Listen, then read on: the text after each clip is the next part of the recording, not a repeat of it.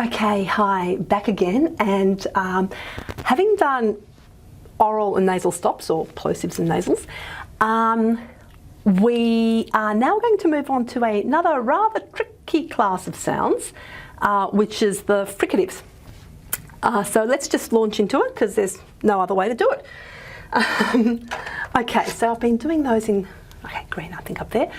Okay, so fricatives involve a critical constriction in the oral cavity. It's very, very tight. Okay, it's not closure, but it's a very tight constriction.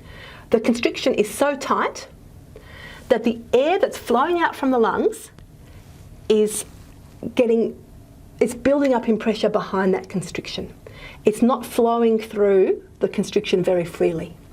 Okay, so we end up with noise, turbulent noise.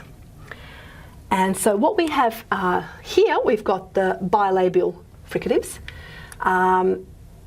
Let's start the ones we know. These are the ones we know from English, and most languages of the world will have the labiodental fricative, lower lip to the teeth.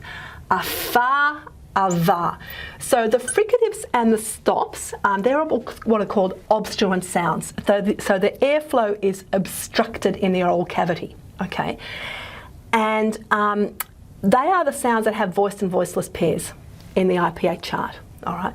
So we've got voiceless fa, fi, fu, voiced va, vi, vu, all right? So lip to teeth, and the airflow is constricted and it becomes turbulent, okay? We do have bilabial fricatives, a fa, a va. And the way they've got special symbols, a fa, have I done that right? Yeah, I have. Ava. Yep. And that's the Greek letter beta, and this is phi. So fa, fi, fu. Okay. So there they are. If you can't do these sounds straight away, excuse me, you just go up, up, fa,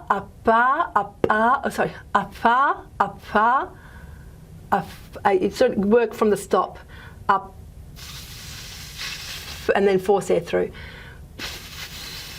or work from the stop, and if you can just get the voiceless one, then you just add the voicing,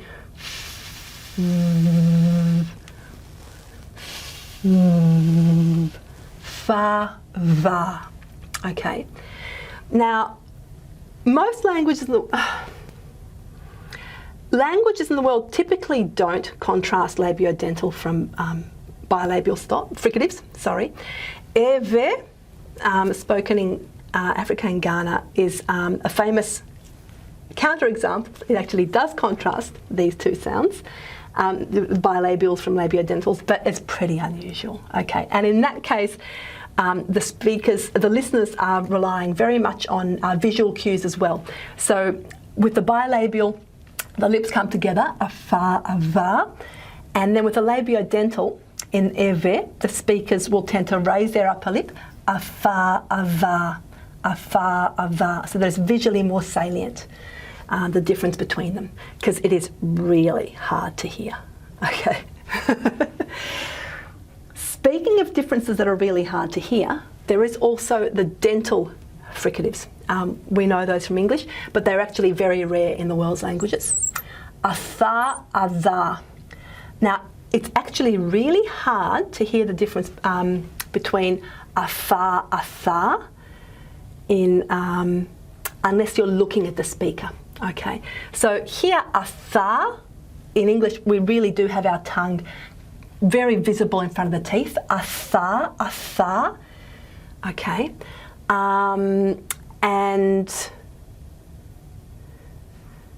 this is a good one actually to try. If you go and then reverse the airflow, you can feel the cool air on your tongue. Okay, so you can feel just how spread out that airflow is for the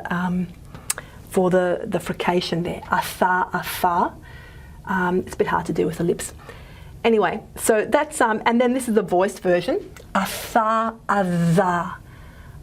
A tha, a tha. Okay. So we have those in English, and yeah.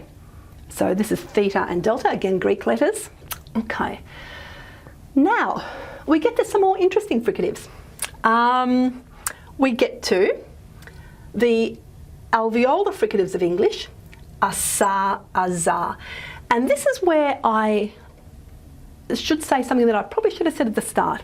With fricatives, we're going to have a lot more of them along the chart, and there's some even that don't make it onto the chart, and we're still going to have to cover them onto the main chart. And the thing about fricatives is, I said that they're a constriction. Yes, they are. But the other thing that seems to be really important for fricatives is the shape of that tongue groove. And you'll get the feel for that when you go us. Now, say s, and then breathe in. And you should feel cool air really along a very central groove along the tongue. Asa. And compare that to us, where the air was a lot more spread out, okay, along the tongue. Much more narrow channel here. And what that narrow channel does, it actually directs the air towards the teeth. And that increases the noise, increases the amplitude of the noise. Asa.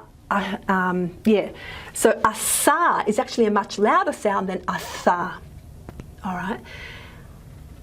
Now, and yes, it gets classed as alveolar because most of the constriction is in this alveolar region. Okay. Now, this is what's called a sibilant sound because of that extra air that's flowing towards the teeth and that really extra loud noise. Okay, sometimes gets called a sibilant.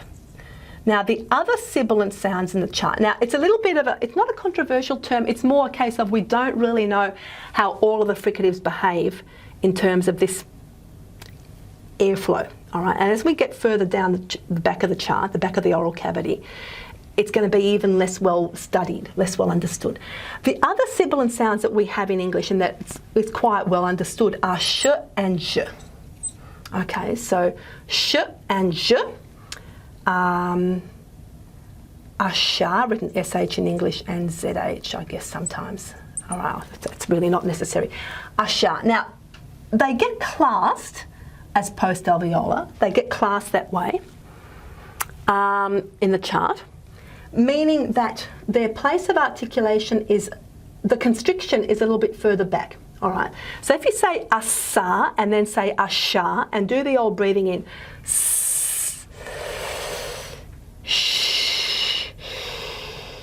you should feel two things in comparison. First of all, the airflow channel is a bit wider for this sound than for this sound, for sh than for s. So the channel on the tongue is a bit of a wider groove. And the cool air on the roof of the mouth is further back for sh. Us, ush. It is further back. For me, it's all around here. Okay. So those are sibilant, and similarly here, that groove is really channeling that airflow towards the teeth, and the teeth are, as we call it, a secondary obstacle. And so really the airflow is meeting two obstacles. It's meeting the tongue, and then it's also meeting the teeth. Okay, and that just increases the amplitude of the noise. So, okay, these are the sounds that are classed as sibilants, and they also behave in very special ways in terms of the grammar in English. It's an important class of sounds in terms of how we have plural formation and third person in verb endings and things like that. Okay, so yeah, it's a, yeah. So those are so-called sibilant sounds. And this gets classed as post-alveolar.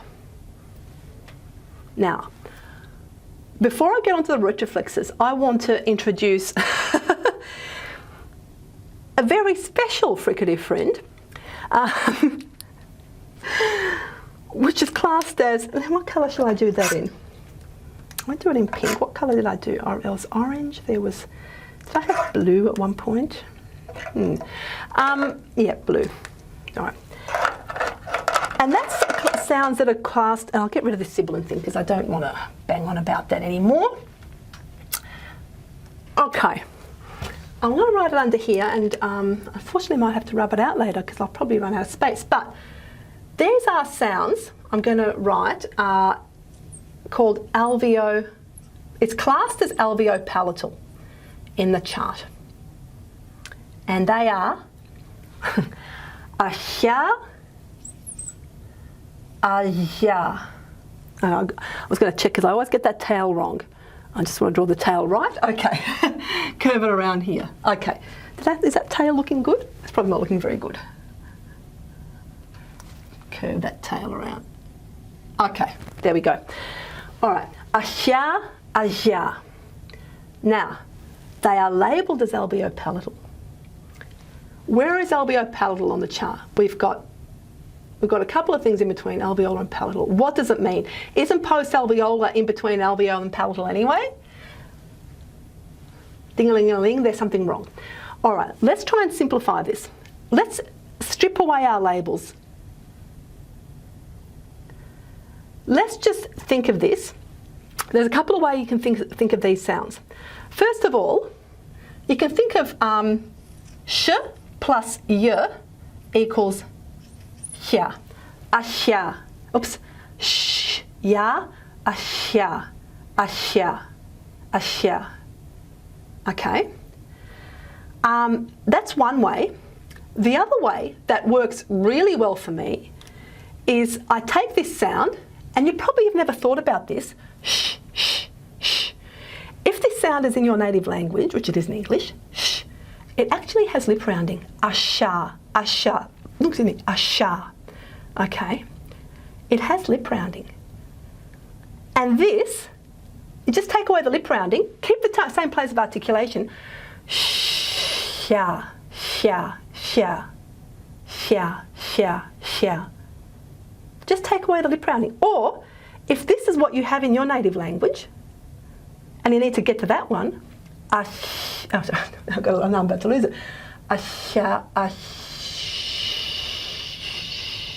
I kept the same tongue position, and I just added the lip rounding. Okay, so that one works better for me. Okay, I think of these two, the post-alveolar, as being in the European languages, being very European. These ones I think of as being in the Asian languages. Now that's not, an exclusive club. I mean, certainly there are European languages that have this one and Asian languages that have this one. Okay, but this is how I think of it. I think of these as being very Asian sounding and these as being more European sounding. Okay, but this is just highlighting one of the problems with the IPA chart. And these are the so-called alveopalatal fricatives are really common in the world's languages. All right, so they're not unusual sounds, and yet they don't make it onto the main chart.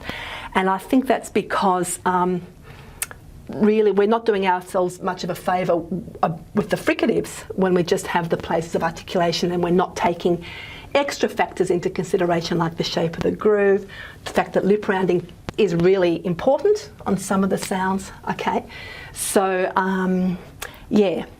So okay, so that's that little spiel. All right, back to the other pen, whatever colour I think I was using green. It's my green gone. Okay. Now, oops, where's the green gone? Here it is. We have retroflex. Again, I'm going to just check my drawings here, okay, because the tails can confuse me a bit sometimes. Now, retroflex is not hard to make. You just take your tongue tip back. Arsha, arsha. If you're having trouble, put an English r in front. Arsha, arsha, and that will get you to the correct fricative. Arsha. And then eventually you just lose the really strong r. Arsha, sha, sha. Okay. And it, of course, has a voiced counterpart. Arsha, arsha. Just let me check my drawing there. I do. Okay, yep. I do get, it's hard to get those tails right sometimes. Okay, there's the tail. Same sort of tail as you get on the other retroflexes, okay, the little tails. I just have to check the direction. So, asha, aja, asha, aja. Asha, asha, asha. Oh, now I've lost it. Asha, asha, asha, asha, asha, asha, asha, asha, asha. I hope I didn't lose it too much there. Okay, I'm running out of space. I'm going to have to redraw this one somewhere else. Okay, so we're moving along the palette, and we're going to end up at palatal now. I'll have to redraw that somewhere else.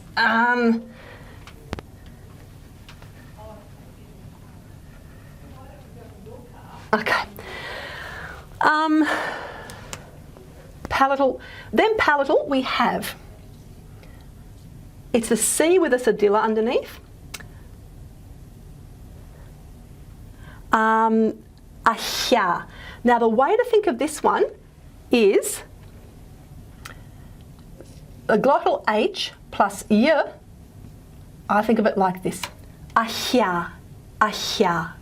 Okay, a hya. That'll get you to that. And it has a voice counterpart, a ya. A hya, sh, ya. A hya, a ya. Okay, so yeah, it's so I'll do those. Hya, sha, hya, sha, sha, sha, hya, sha. Okay, I hope I got those right. It's really hard to do them one after another. Okay, okay, so that's palatal, and I haven't lined that up as well as I might have liked, so I'll just redraw that a little bit. Oh, there were such nice symbols there too. So, and we just check that tail again.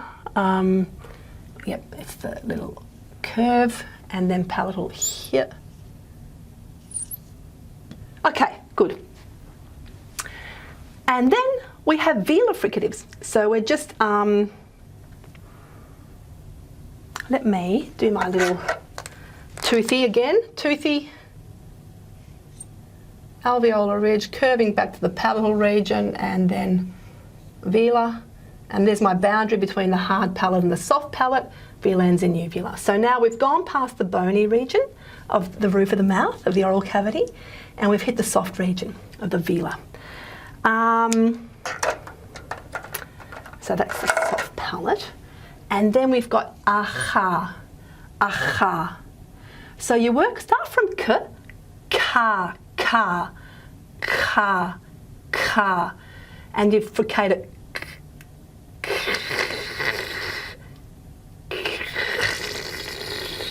Sorry to sound a bit gross there, but yeah, that's actually what the sound is. So yeah, I think of this as a really camped up version of just the letter H. Ha, ha, ha. Okay, really exaggerated. Greek is the language I think of when I think of this sound. Ha, ha. So very strong, but you can always just start with a k and fricate it. Ha, ha, ha. Okay. Now, it has a voiced version. Ra, ra, ra. And it's the letter gamma, and it needs to go beneath the line. Okay. So that's gone below the line. So you can either voice or you can start with a g, gra, gra, gra. Okay, you can do that.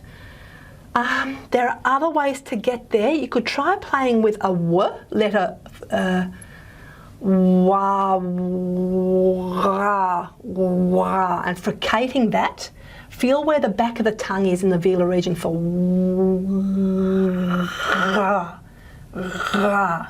That's another way to get there. Just lose the lips. W, ra, ra. Okay. That's one thing you can do. Yeah. So Yeah, they're the main ways to get to those sounds, I think. All right, then we do have to deal with the uvulas. Okay, so again, I'm just going to check with what's going above and below the line because I do forget. Now, with the uvula, it's also a letter X, but it's going below the line. Okay, and the voiced version is, okay, I'm going to check that I get this right. It's sitting on the line. It's an upside down R sitting on the line there. Okay. So again, we're playing with the sense of the change in pitch. Lower pitch. Ha, ha. Sorry, ha, ha. Ha, ha, ha, ha. There you go, that's voiceless. I was trying to voice it too much, sorry. Ra, ra. Then I went into the voicing. Sorry, I'm not controlling my voicing there. Ra, ra, ra. There we go. That was a bit better. Ra, ra. Okay. Now, to me, these sound, and in fact, they are very much the letter R in languages like French and German. Okay. A fricated version, a properly fricated version of the letter R. So, yeah, ra, ra, ra, ra, ra, ra, ra, ra. Okay, so they are, yeah, so I think of these as the letter R. Often they don't have proper frication in French and German, but that's what these ones sounds like. This voiced velar can also sound like the letter R, but this one here sounds to me like the letter H. Okay, the voiceless velar sounds like H. To me. I don't know what it sounds like to you. Ha, ha, ha, ha, ha, ha. Whereas this one definitely sounds like an R. Ra, ra, ra. Okay. So,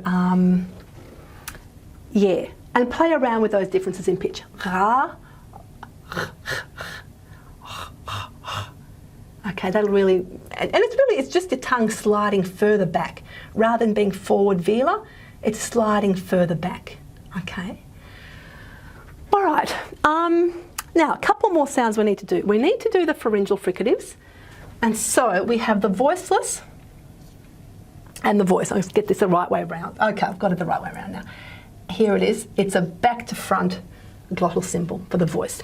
Okay, so Catford in his textbook talks about, to get that sensation of the tongue root pulling back, I'll get my pink here, tongue root pulling back here into the, and there's my vibrating, my glottis, well, my vocal folds are or are not vibrating, depending.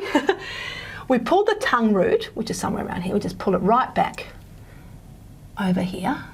Okay, to get that sensation, you're pretending to gargle. Oh, pretend you need to gargle some water. Okay, I won't do it for real, it'll be a bit gross. But just get that sensation of oh, ra, ra, ra, ra. Voiceless and then voiced ra, ra, ra. Okay.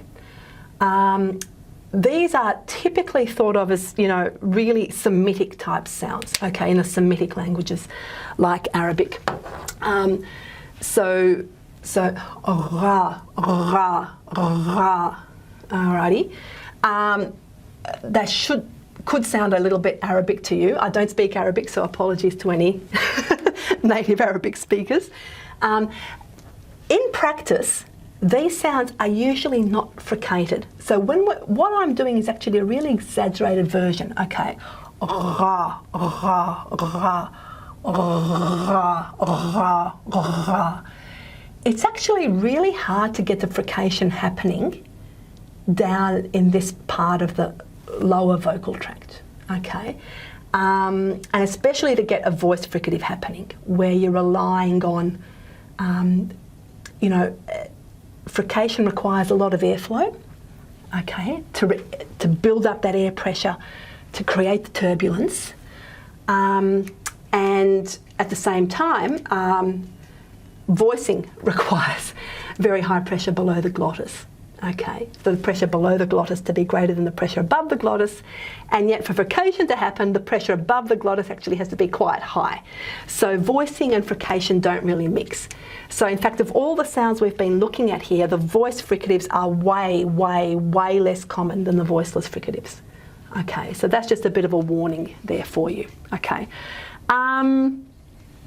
yeah, so typically these are not properly fricated, they are just more of an approximant. So the air flows a little bit more, where are we? Oh gosh, I can't even. The air flows a little bit more freely, okay, in reality. Okay, so just a couple more things left to do here, which is, again, you know, where I'm not very happy about this glottal being on the same part of the chart as the supralaryngeal consonants. There's the glottal h, which we've met before as an aspiration symbol on stops, and then there's the voiced version with the hook on top. So ha, ha, ha, ha, aha, ha. I was trying to do this. Ha, ha. There we go. All right, so typically this is what you'll get at the beginnings of syllables, ha, and then between two vowels you're more likely to get this one, aha. So this is where the vocal folds are breathy voiced, they're vibrating, but there's a lot of air escaping at the same time, all right? So the vocal folds aren't just open, close, open, close, they're more staying open for longer, okay? That's the breathy voice. And we know that these don't really function properly as consonants in the world's languages. So just a quick example for you is that, you know a rule in English where you have to say it's a cat but an apple, right? So you know that, for instance, that rule. But in fact, you will get people saying things like an historic event, okay? An historic event. So the rule of English is that you put the an in front of a word that begins with a vowel, and yet here we are seeing it in front of a word that begins with a consonant. And this is the only consonant that it'll do it with. It's like this consonant is invisible, okay? It's not functioning as a proper consonant. So that's just one example from a language that hopefully we share of how the glottal consonants really don't behave as proper consonants. In other languages, you'll see that nasalization will extend across a word, but it'll get blocked by a consonant, but it won't get blocked by the glottals. It's like the glottals are invisible and the nasalization continues. Okay, and that applies also to the glottal stop. So it's classed here as a fricative because of that airflow through the glottis, a lot of airflow. Okay, it gets classed as a fricative. I don't like to call it a glottal fricative, I just call it a glottal and be done with it. Some people say it's an approximant, a glottal approximant, because the vocal folds are held far apart, which is more typical of approximant sounds in that there's no constriction. Okay, but we just said that the definition of a fricative is that there's a constriction, and yet there's no constriction here at the glottis. Okay, the vocal folds are actually being held far apart. So it's all very odd that these are here on this row with the fricatives. Okay, so it's a very unsatisfactory way, I guess, to finish what we've been doing in this class. But there it is, it's just how it is. So there's the true fricatives where we have a real constriction and turbulent airflow in the oral cavity. And then we've got the glottals that are just sort of functioning in their own little way, okay? And they have a voiced and voiceless counterpart as well. Okie dokie, thank you. Bye.